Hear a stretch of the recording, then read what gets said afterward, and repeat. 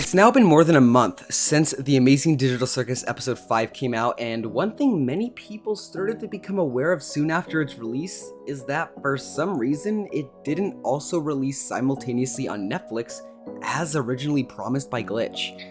And as of recording this video, it has still yet to be released. Could this mean absolutely nothing? Maybe. Could this mean absolutely something? Maybe. Well, that's what we're going to be talking about today. Hey everyone, Inferno here, and if you enjoy news, theories, and discussions about all things Glitch Productions, then I would appreciate if you would please consider subscribing to the channel and hitting the notification bell to help this channel reach our goal of 30,000 subscribers before the end of the year. We are getting closer every single day. We are so close to 27K, just over 3,000 subscribers left. I didn't think it would be possible, but now I am confident that with your support, it will be more than possible, and I just could not be more grateful for the support. Thank you all so much. So let's talk about Digital Circus on Netflix.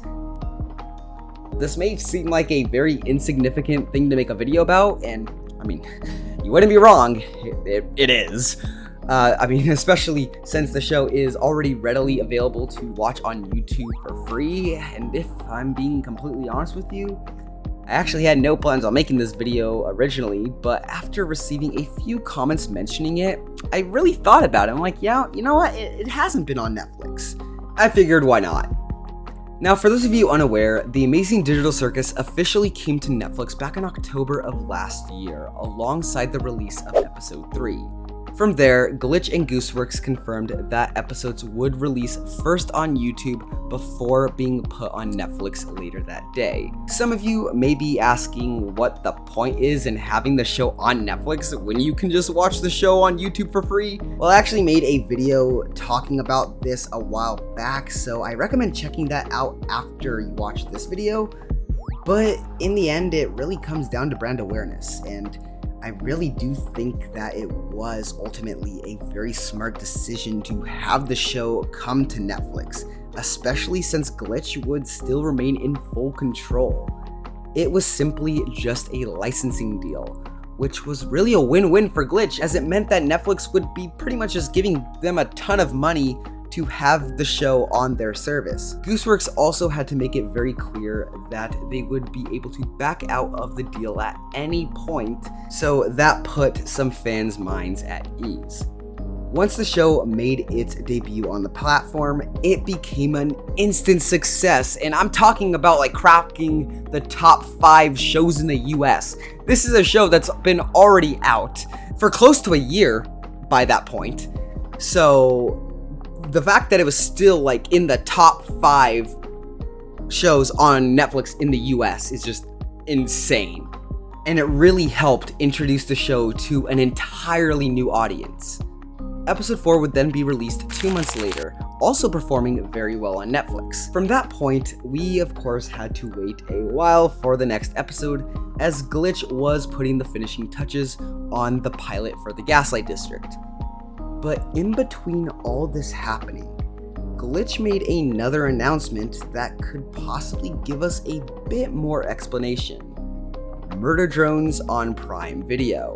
On the surface, how do these two things correlate with one another? They're two completely different shows, just produced by the same company. However, during that same announcement, it was revealed that this deal extends to Glitch's other shows as well, not just Murder Drones.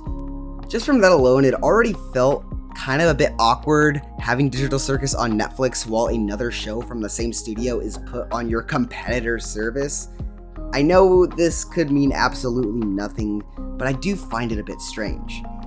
There could always be something going on behind the scenes that delayed the episode on Netflix. We do know that there could potentially be differences between the YouTube version of the episode and the Netflix version, depending on if things need to be censored. We don't know if episode 5 had any major censoring. I would be surprised. It was actually quite tame compared to what we should be expecting from future episodes. But I don't know. Maybe there's some other stuff going on behind the scenes as well that we don't know about that could indicate some potential drama. I don't want to say drama. I hate using that word for very insignificant things like this. Like, in the end, this is not a big deal at all. I wanted to give some sort of explanation because there are some people who genuinely enjoy watching the show on Netflix, and I really don't blame them because that also allows them to kind of filter out all the content farm shit that you're so used to seeing when you look up anything Digital Circus. So that's actually kind of a W right there. I know it's gonna be super easy to jump on the fact that Netflix was most likely trying to gain control, forcing Glitch to step away. I'm not gonna say that is what's happening here, as there is always the chance that there's no bad blood between them at all, and that Glitch was just simply offered a better deal by Amazon. Remember though, when Murder Drones was originally pitched to Netflix, they wanted to make a lot of changes, including the name of the damn show, which Netflix apparently thought was quote-unquote too violent and suggested changing the name to Meta Drones, as the word meta became a huge buzzword in the tech industry around that time. Which I do also find funny because Glitch already has a show with meta in the title. Glitch then obviously went their separate ways for a while. Again, I'm not saying anything like that happened with Digital Circus, but Netflix is just one of those companies that you don't know if you can fully trust. At least with the deal with Amazon, it's a multi-show deal, so maybe that was just a better incentive for the company, as it seemed like Netflix was only ever interested in licensing Digital Circus alone. There's quite a few possibilities to what's going on here. The only thing that still has me confused is if Glitch just found a better deal with Amazon and will no longer be releasing Digital Circus on Netflix, why is the show still available to watch on there rather than being removed entirely? It just doesn't make much sense to me. Now, there is always the chance that, they just don't want to make a public announcement about it yet, or, make a big deal about it so that it can stir up drama.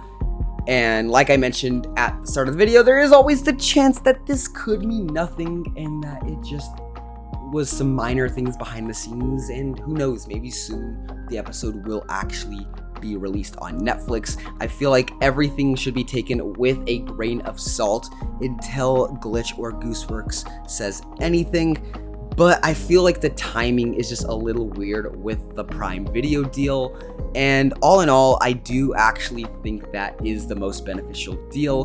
That means shows like The Gaslight District and probably Knights of Guinevere will be making their way to Prime Video.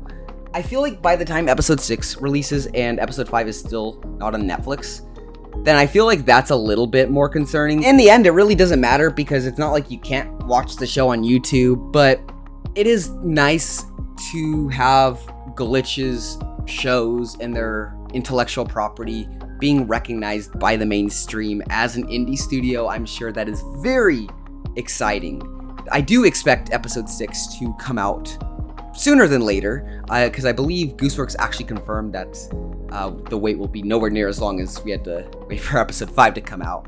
She said that recently in a live stream, which I've already discussed before, but I would love to hear your thoughts on this whole thing down below. Do you think the show is still going to be on Netflix, or do you think Glitch is just done with them entirely? Because, honestly, I don't blame him, especially after that whole Murder Drones fiasco from years back.